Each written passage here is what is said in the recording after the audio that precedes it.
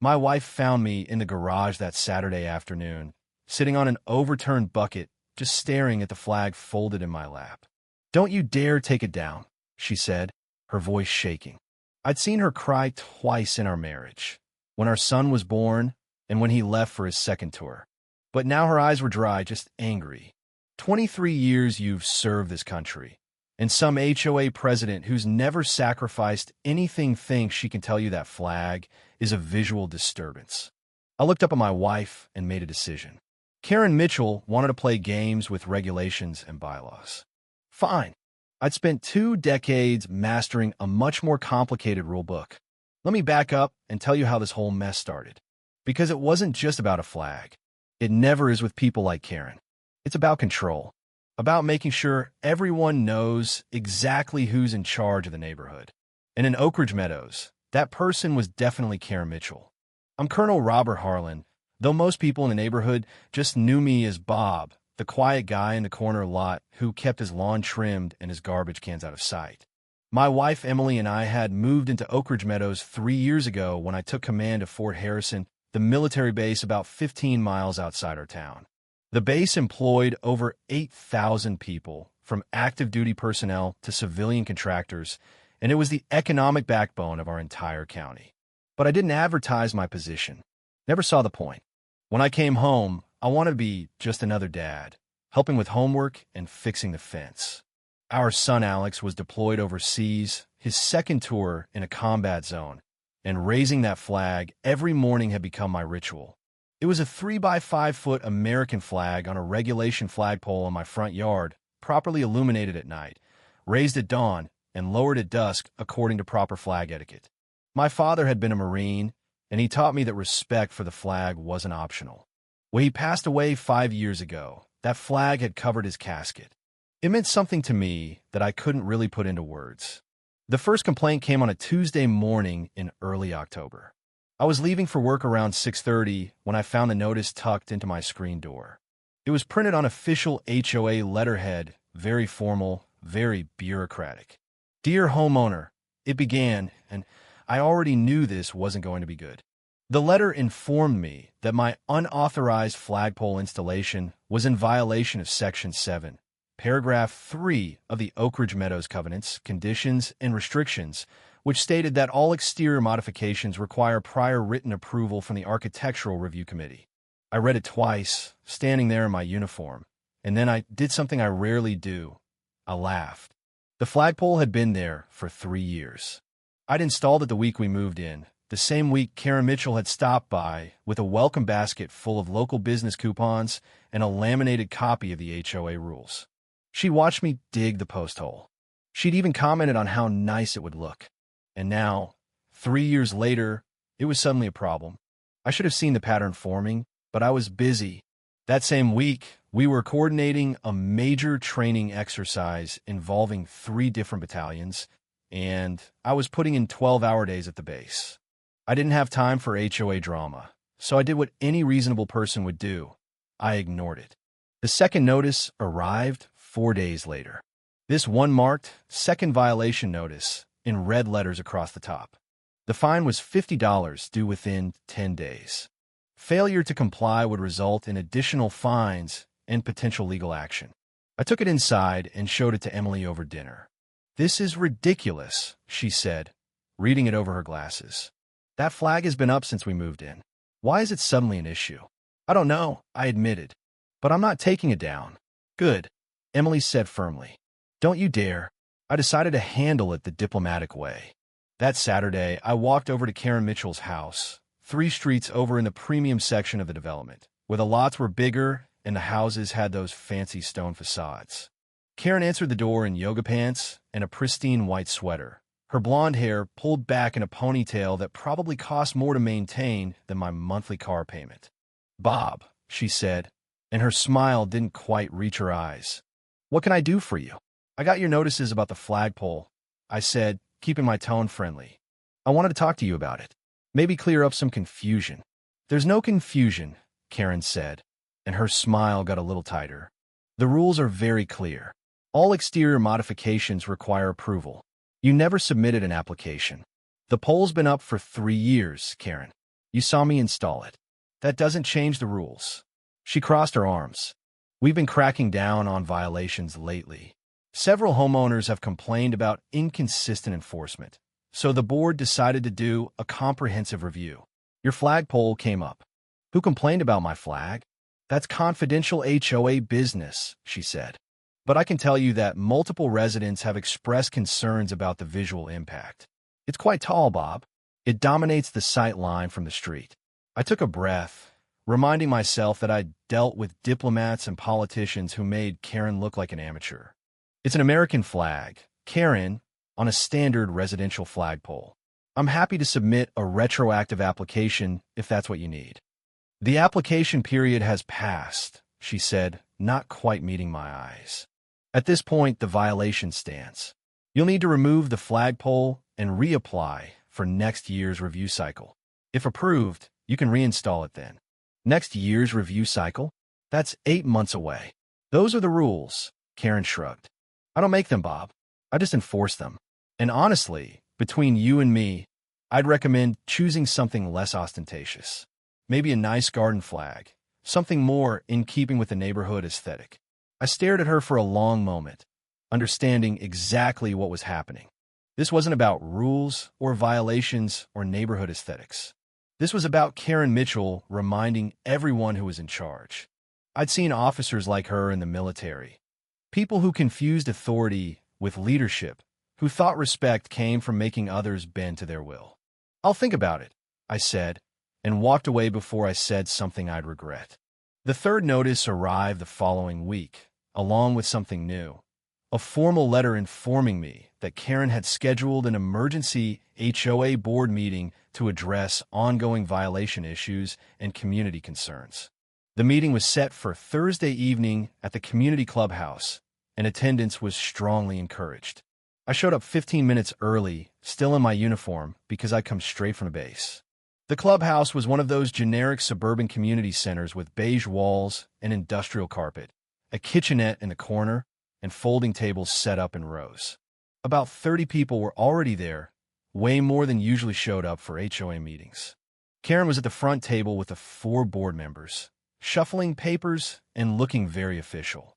She glanced up when I walked in, and something flickered across her face, surprise, maybe, or annoyance.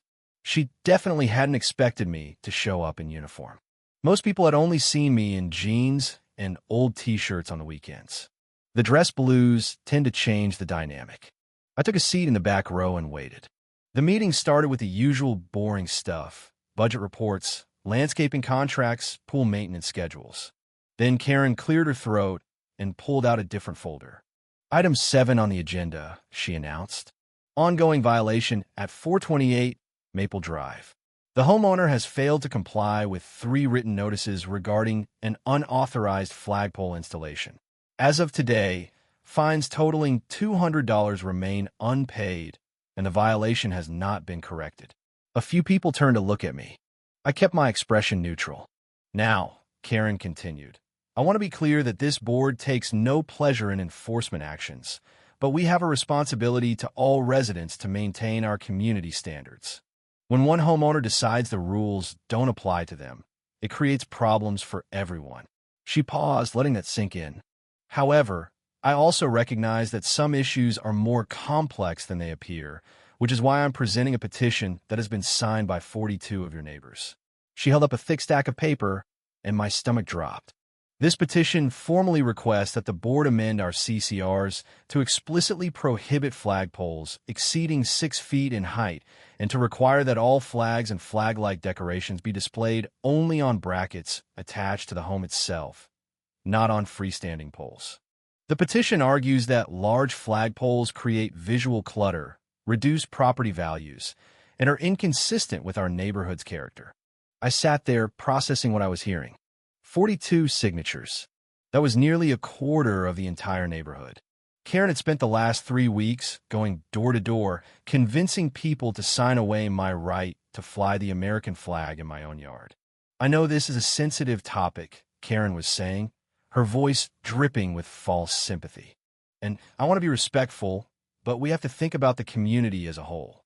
One person's patriotic expression shouldn't come at the cost of everyone else's property values. That's when someone in the front row raised their hand. It was David Thompson, who lived 2 houses down from Karen and worked some kind of finance job. I just want to say that I support this petition fully. My wife and I moved here for the clean, upscale aesthetic. We didn't sign up to live next to something that looks like a used car lot. A few people laughed. My jaw tightened. Another hand went up. Laura Kim, who I'd helped jumpstart her car last winter. I think we need to be reasonable here. There are ways to show patriotism that don't involve a 20-foot pole in your front yard. It's honestly a bit much. The flagpole was actually 18 feet, but I didn't bother correcting her. Karen smiled, clearly enjoying herself. I think what we're hearing is a community consensus. Now, Bob, you're here, and I appreciate that. Would you like to say anything before we move to a vote? I stood up slowly, and the room went quiet. Something about the uniform does that to people. I walked to the front, my footsteps loud on the cheap carpet, and turned to face the crowd. My name is Colonel Robert Harlan, I said, and I saw a few people sit up straighter. I've served this country for 23 years. That flag in my yard isn't decoration. It's not a statement about politics or property values. It's there because my son is currently deployed in a combat zone.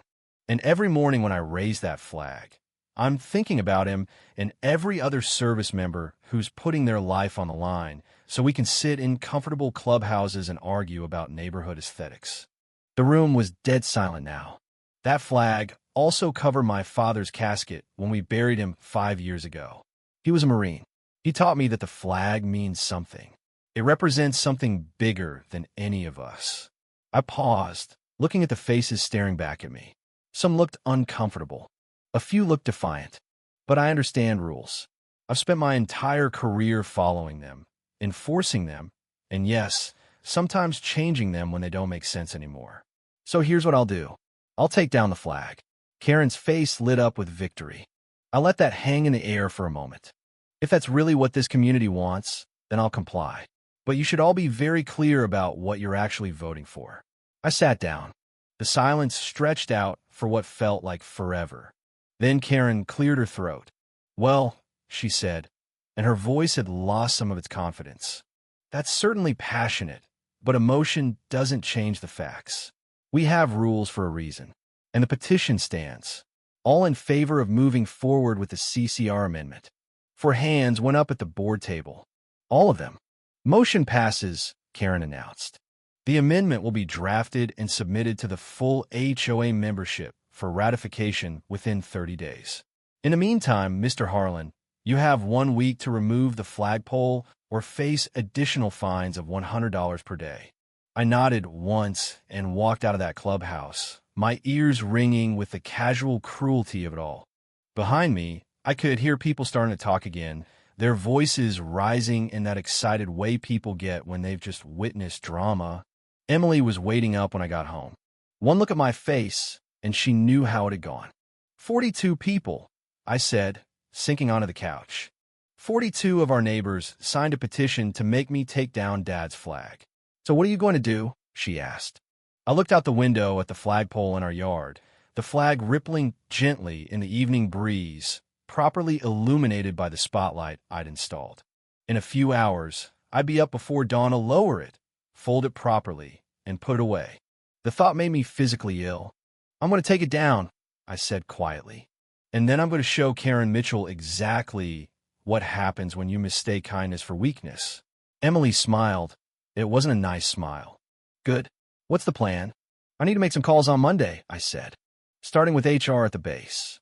Because here's the thing Karen didn't know, the thing that was about to change everything.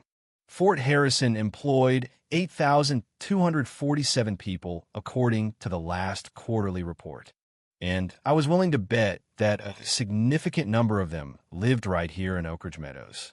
The same board members who'd just voted against me. The same neighbors who'd signed that petition.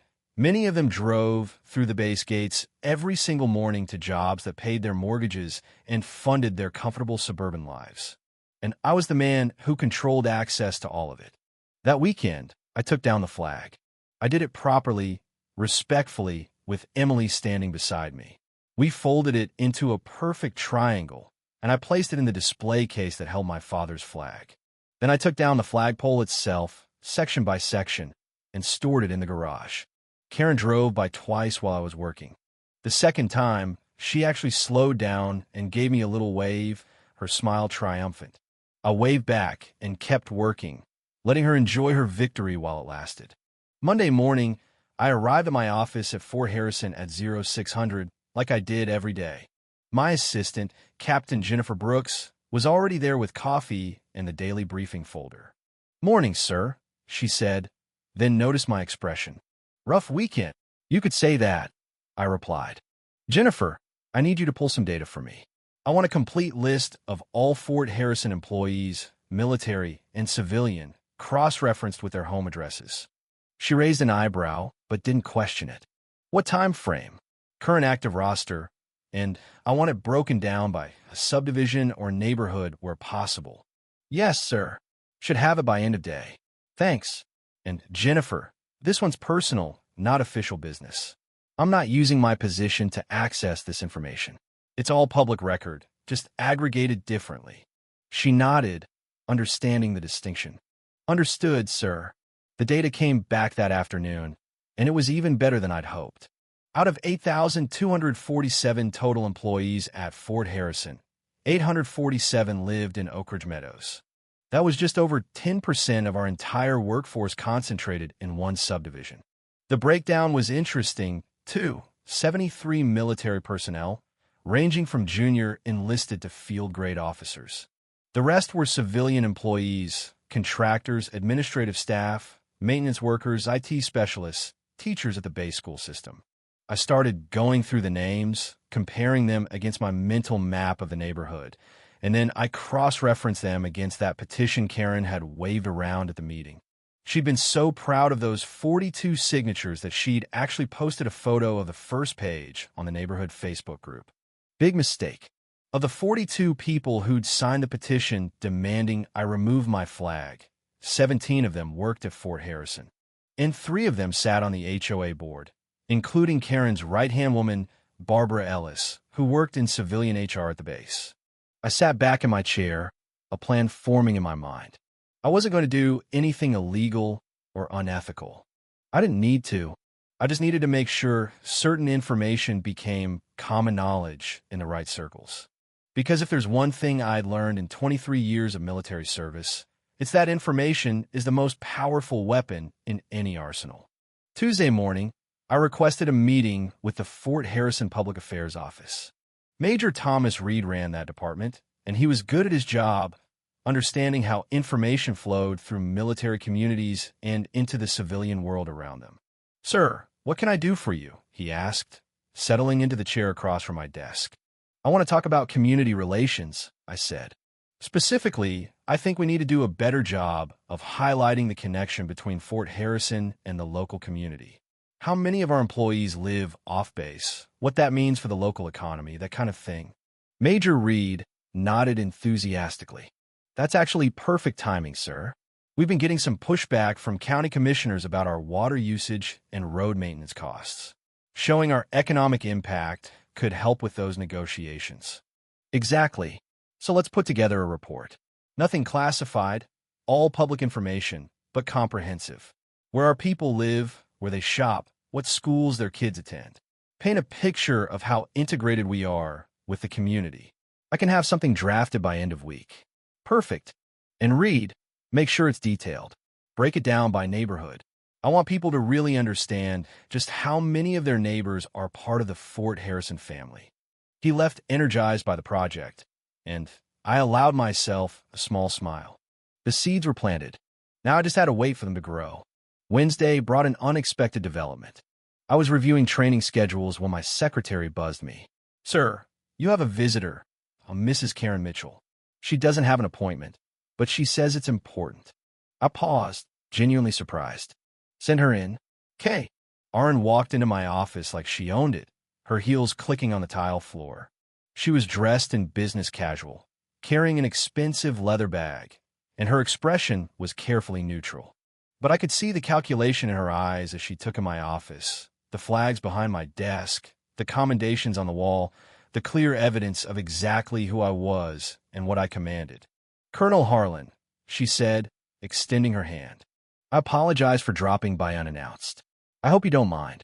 I shook her hand and gestured to a chair. "Not at all. What brings you to Fort Harrison, Karen?"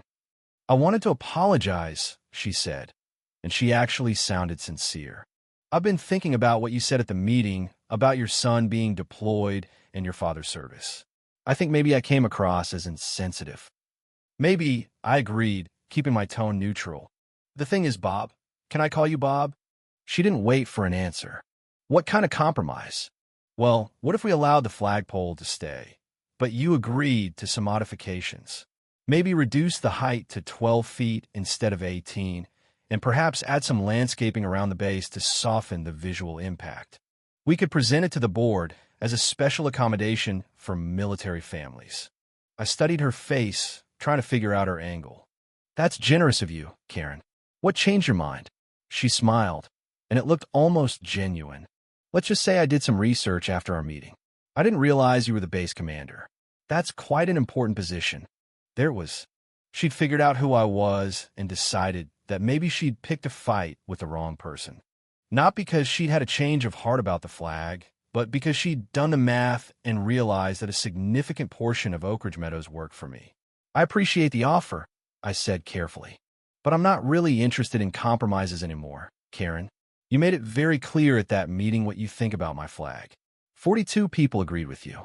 I respect that democratic process, even when I disagree with the outcome. So the flag stays down. But however," I continued, "I am interested in making sure our military families feel welcome in Oak Ridge Meadows. There are quite a few of them, as I'm sure you've realized. Maybe we should talk about that at the next board meeting." Karen's smile froze. "Of course. We're always supportive of our military families." "Good to hear. Was there anything else?" She stood up, smoothing her skirt. "No, that's all. Thank you for your time, Colonel." I watched her leave, her heels clicking a little faster on the way out than they had on the way in. She was smart enough to know she'd made a mistake, but not smart enough to know just how big that mistake was about to become. Because Karen Mitchell had no idea what was coming. The real shift started happening on Thursday, and it wasn't because of anything I did directly. Major Reed had done his job well.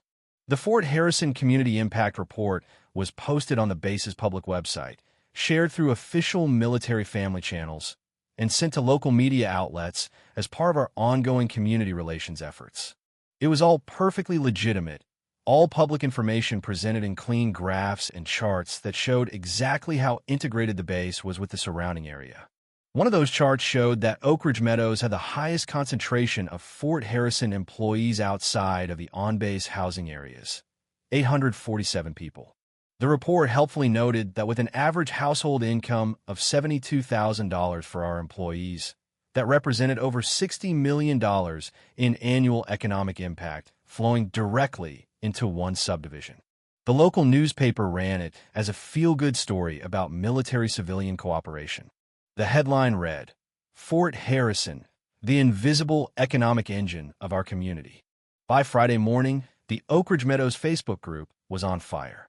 Someone had shared the article, and people were doing the math, realizing for the first time just how many of their neighbors worked at the base. The comments section turned into a fascinating study in social dynamics. "I had no idea so many of us worked at Harrison," one person wrote. "That's actually really cool. Makes sense why traffic gets bad around shift change times," someone else added. And then, inevitably, "Hey, wasn't there something at the last HOA meeting about Colonel Harlan? Isn't he the base commander?" I watched it unfold from my office, checking my phone between meetings. Emily texted me updates throughout the day, increasingly amused by what she was seeing in the neighborhood group. The tone was shifting. People were starting to connect dots, asking questions about the petition, about the flag, about whether maybe the board had made a mistake. Karen tried to control the narrative.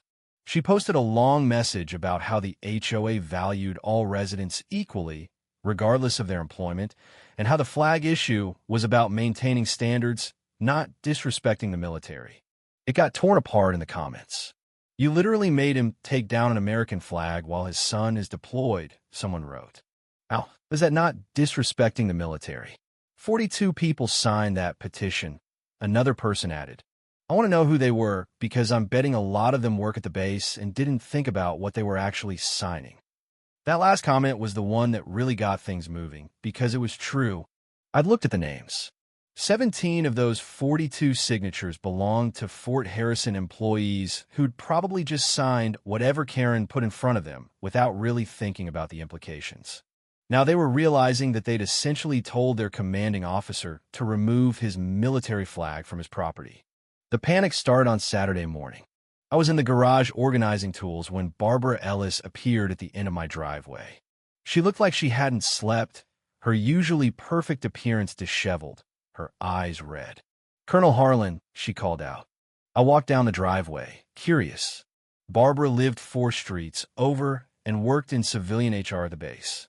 She'd been on the HOA board for 2 years and had voted in favor of the CCR amendment at the meeting. What can I do for you, Barbara? I need to apologize, she said, the words tumbling out fast. About the meeting, about the petition. I signed it because Karen asked me to, and I didn't really think about it. I didn't know it was your flag, and I definitely didn't realize you were the base commander until after everything happened. I see, I said neutrally. I work in HR, she continued, and now I could hear the fear in her voice. I process personnel files. I know how this looks. I know it could seem like I was targeting my commanding officer, and I swear that wasn't it. I would never do something like that intentionally. Please, you have to believe me. I let her stand there for a moment, watching her squirm. Part of me felt bad for her. She'd made a stupid mistake, signing something without reading it properly, without thinking about the consequences.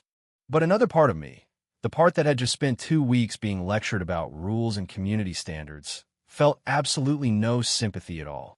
Barbara, I'm going to tell you the same thing I told Karen. What you do in your personal life, including your HOA activities, is your business. I would never use my position at the base to retaliate against someone for a civilian disagreement. That would be unethical and probably illegal. She sagged with relief. Thank you, sir. I really appreciate. However, I continued, and she froze. I do think it's important that people understand the implications of their actions. You signed a petition to remove a military flag from a veteran's property while that veteran's son is in combat. You voted to fine me for honoring my father's service. Those are choices you made freely. I'm not going to punish you for them, but I'm also not going to pretend they didn't happen. Understand? She whispered. And Barbara, if I were you, I'd think very carefully about how you vote at the next board meeting. Because while I won't retaliate, I also won't forget. And neither will the 846 other Fort Harrison employees who live in this neighborhood. She nodded quickly and practically ran back to her car. I watched her go, feeling a cold satisfaction settle in my chest. I wasn't doing anything wrong. I wasn't threatening anyone.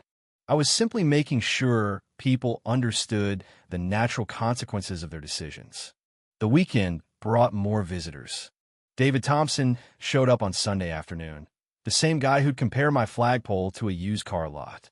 He apologized profusely, claiming he'd been caught up in the moment and hadn't meant to be disrespectful.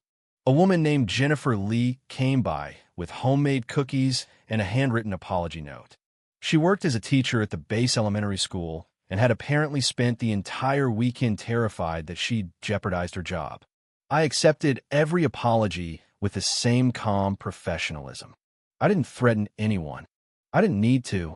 The threat was implicit in the situation itself. They'd picked a fight with someone who had influence over a massive portion of a neighborhood's economic stability, and now they were realizing what that meant. Emily found the whole thing darkly amusing. You're not even doing anything, she said Sunday evening, watching another apologetic neighbor hurry away from our door. You're just existing, and they're terrifying themselves. That's the beauty of it, I replied. I don't have to do anything. They're doing it to themselves. Monday morning brought the call I'd been expecting. My secretary buzzed through. Sir, I have County Commissioner Michael Lee online too. He says it's about the Community Impact Report. I picked up. Commissioner Lee, good morning. Colonel Harlan. I hope I'm not interrupting anything important. Lee's voice was friendly but cautious. He was a career politician, skilled at reading situations. I wanted to reach out about your community impact report. Very impressive data. Thank you. Major Reed and his team put a lot of work into it. I'm sure they did. The reason I'm calling is that I've been hearing some interesting things about Oak Ridge Meadows. Apparently, there's been some tension between the HOA board and military families living in the subdivision. News traveled fast. There was a disagreement about HOA regulations, I said carefully. Nothing that affects base operations. I smiled even though he couldn't see it. I appreciate that, Commissioner. I'm actually planning to attend the next Oak Ridge Meadows HOA meeting, Lee continued. Just as a concerned citizen, you understand. I think it would be good to remind the board about the importance of being welcoming to all residents, especially our military families. Would that be helpful? That would be very thoughtful of you, Commissioner. Excellent. I'll see you there then.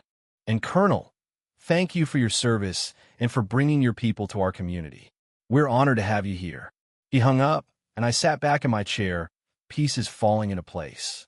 Commissioner Lee was up for re-election next year. He just realized that 847 Fort Harrison employees living in one subdivision represented a substantial voting bloc, and that antagonizing them would be political suicide. So now he was going to position himself as their defender. And in the process, he was going to put pressure on Karen and the HOA board. I hadn't asked him to do any of that. I just published accurate information about where our employees lived. Everything else was happening organically. People making their own decisions based on their own self-interest. The emergency HOA board meeting was called for Wednesday evening. The official agenda listed it as a special session to discuss community concerns and board procedures, but everyone knew what it was really about. Karen was trying to get ahead of the situation before it completely spiraled out of her control. I showed up in civilian clothes this time, jeans and a button-down shirt. No need for the uniform. Everyone already knew who I was. The clubhouse was packed, standing room only, easily twice as many people as had attended the previous meeting. Commissioner Lee was there, sitting prominently in the front row. So were several people I recognized from the base, including Major Reed and Captain Brooks, both in civilian clothes. Karen called the meeting to order, and I could see the strain on her face. The past week had not been kind to her. Thank you all for coming, she began. I know there's been a lot of discussion lately about HOA policies and how they affect different members of our community. The board wanted to provide an opportunity for open dialogue and to address any concerns. Commissioner Lee raised his hand immediately. Madam President, if I may. Karen hesitated, clearly not expecting him to speak so soon. Of course, Commissioner. Lee stood up, turning to address the room rather than the board. I want to start by thanking the HOA board for their service. Managing a community this size is no easy task, and I know you all volunteer your time. However, he continued, I'm here tonight because I've become aware of a situation that troubles me deeply as both a county official and a resident of this area. He paused, making sure he had everyone's attention. Fort Harrison employs over 8,000 people and contributes hundreds of millions of dollars to our local economy. Many of those employees choose to live right here in Oak Ridge Meadows. They're teachers, engineers, administrators, and yes, military personnel who serve our country. These are exactly the kind of residents any community should be proud to have. Karen's expression was carefully neutral, but I could see her hands gripping the edge of the table. So when I heard that this HOA board had voted to force a decorated colonel to remove an American flag from his property while his son is deployed overseas, I have to admit I was shocked. And when I learned that 42 residents signed a petition supporting that action, I was disappointed. This is not who we are as a community. The room was silent except for a few murmurs of agreement. Now, I understand that HOAs have rules, and rules matter. But rules should serve the community, not divide it. And when a rule results in a combat veteran being fined for flying the American flag, maybe it's time to reconsider that rule. Lee sat down, his message delivered with political precision. Karen cleared her throat. Thank you, Commissioner. The board appreciates your perspective. I want to be clear that this board has always supported our military families. The issue with Colonel Harlan's flagpole was never about the flag itself, but about following proper procedures for exterior modifications. Then let's talk about those procedures, someone called out from the back. I recognized the voice. Major Lisa Wong, who commanded one of the battalions on base. She stood up, and I saw Karen's face go pale as she recognized the uniform. Lisa must have come straight from work. Barbara Ellis, sitting at the board table, looked like she wanted to disappear. The review process it's based on multiple factors. Let me guess, Lisa interrupted. Those 3 homeowners who got approved don't work at the base, do they? The room erupted. People started shouting questions, accusations, demands for transparency. I sat quietly in the back, watching Karen lose control of the meeting, watching years of petty tyranny come crashing down around her. It took 10 minutes for Karen to restore order, and when she did, her voice was shaky. I think it's clear that there are some concerns about consistency in our approval process. The board commits to reviewing our procedures and ensuring fair treatment for all residents. That's not enough, someone shouted. We want the CCR amendment reversed. We want Colonel Harlan's flag back up. A chorus of agreements swept through the room. Karen looked at her fellow board members, and I could see the political calculation happening in real time. They were outnumbered, outmaneuvered, and rapidly running out of options. The board will take that under advisement, Karen said weakly. No, David Thompson stood up, and I was genuinely surprised. No more taking things under advisement. I'm a homeowner here, and I'm formally moving that we immediately rescind the proposed CCR amendment regarding flagpoles and that we issue a formal apology to Colonel Harlan for the way this situation was handled. Do I have a second? Second, called out at least a dozen voices simultaneously. Karen looked trapped. We can't just. There are procedures for amendments. Then follow them, Commissioner Lee said calmly. Put it to a vote right now. Let's see where the community stands. 20 minutes later, it was over. The CCR amendment was rescinded by a vote of 127 to 3. The board issued a formal statement apologizing for procedural overreach and insensitivity to military families. Karen Mitchell resigned as HOA president, effective immediately, citing personal reasons. Barbara Ellis and one other board member followed her out the door. I walked home that night with Emily, her hand in mine, feeling something I hadn't felt in weeks. Not triumph exactly, but vindication, justice. So, Emily said as we approached our house, "Are you going to put the flag back up?" I looked at our empty front yard, at the spot where the flagpole had stood. "Tomorrow morning," I said. "First thing." "Good," she smiled. "Your dad will be proud. And Alex will be too when he comes home." We were halfway up the driveway when I heard footsteps behind us. I turned to find Karen Mitchell standing at the edge of our property, still in the same clothes she'd worn to the meeting. She looked exhausted, defeated, and somehow smaller than she had before. "Colonel Harlan," she said quietly, "can I talk to you just for a minute?" Emily squeezed my hand and went inside, leaving us alone. I waited, curious what she could possibly have left to say. "I want you to know that I'm sorry," Karen began. And unlike her previous apology in my office, this one sounded genuine. Not just because of how it turned out, but because I was wrong. I got so caught up in being in charge and enforcing the rules that I forgot why we have an HOA in the first place. It's supposed to make the community better, not divide people.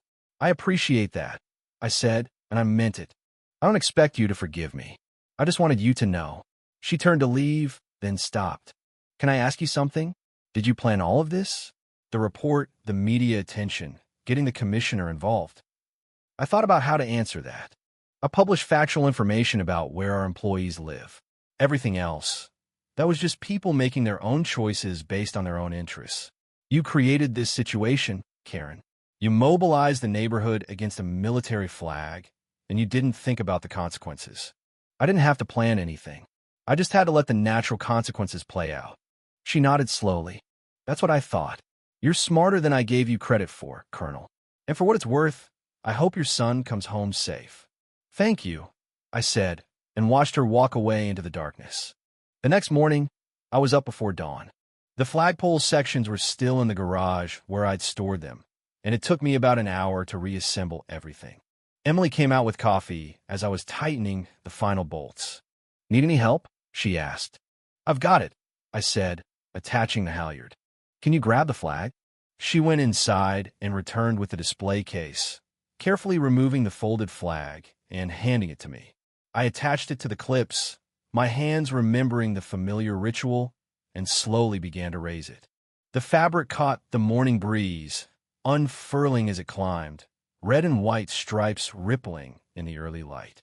When it reached the top of the pole, I secured the line and stepped back, standing at attention the way my father had taught me. Emily stood beside me, her hand over her heart, and we watched the flag wave against the lightening sky. I heard a door open across the street, then another. People were coming out of their houses, some in bathrobes, some already dressed for work. They gathered in their yards, on their porches, watching. Someone started clapping, then someone else. And then the whole street was applauding, and I felt something tight in my chest finally loosen.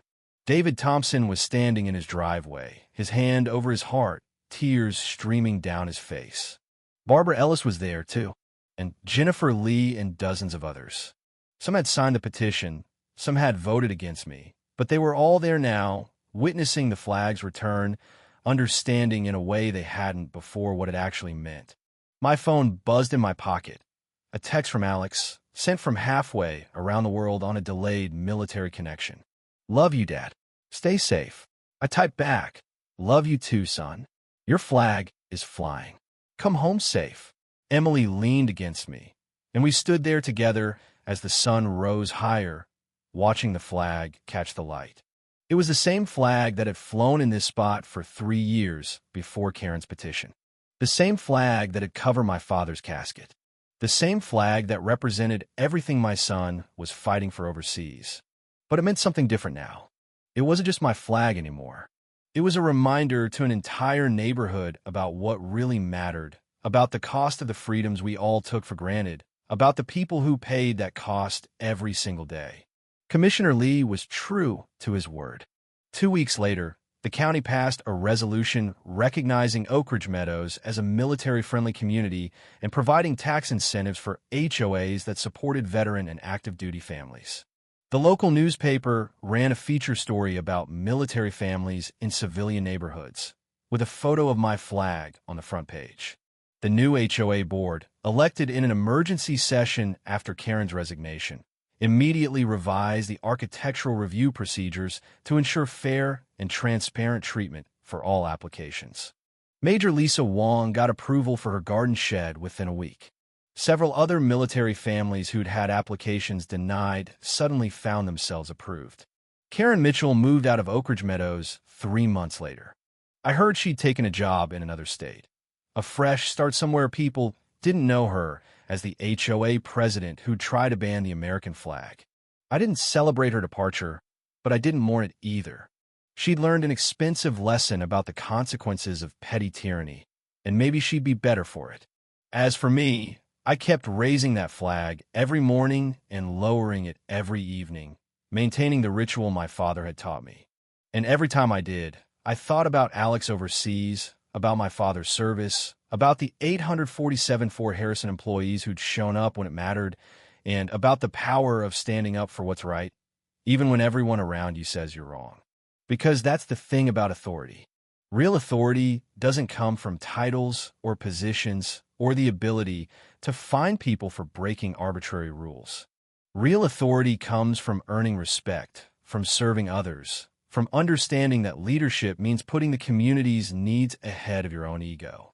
Karen Mitchell had confused being in charge with being a leader.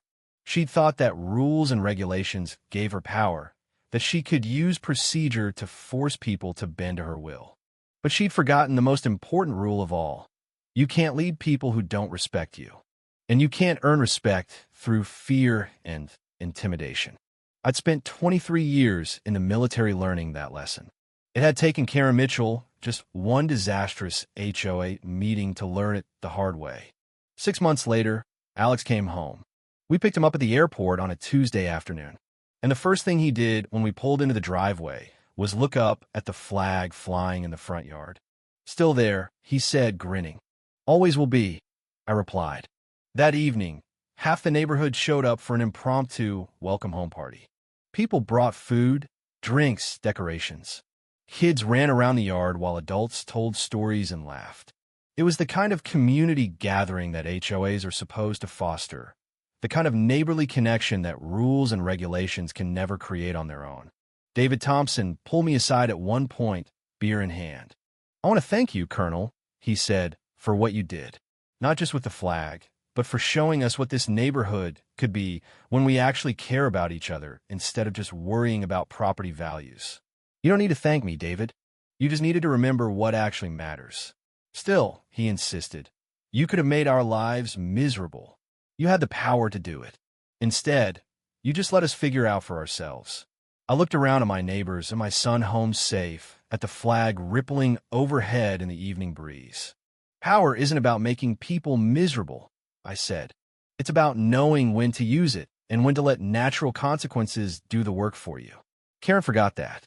She thought being in charge meant controlling everything. But real leadership is about creating the conditions for people to make the right choices on their own. Alex found me later as the party was winding down. He stood beside me, both of us looking up at the flag, illuminated against the darkening sky.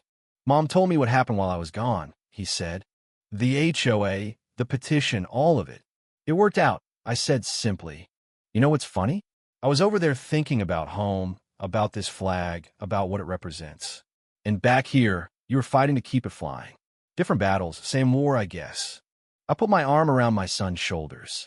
"Same war," I agreed. "But we won this one together." The flag waved above us, a symbol of everything we'd fought for, everything we'd protected, everything we'd refused to let petty tyrants take away.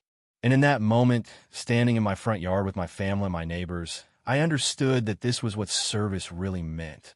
Not just wearing the uniform, not just following orders, but standing up for what's right, even when it costs you something, even when it would be easier to just comply and move on. Karen Mitchell had wanted me to take down my flag to maintain her vision of neighborhood aesthetics. Instead, she'd ended up teaching an entire community about the real meaning of respect, sacrifice, and standing up for your principles. And my flag still flies every single day, a reminder that some things are worth fighting for, no matter what the cost. What do you think about stories like this? Have you ever faced injustice or petty power plays in your own life? Share your thoughts in the comments below, especially on themes of violence and injustice in everyday situations. What's your stance on standing up to bullies, whether in a neighborhood or beyond? I'd love to hear your perspectives.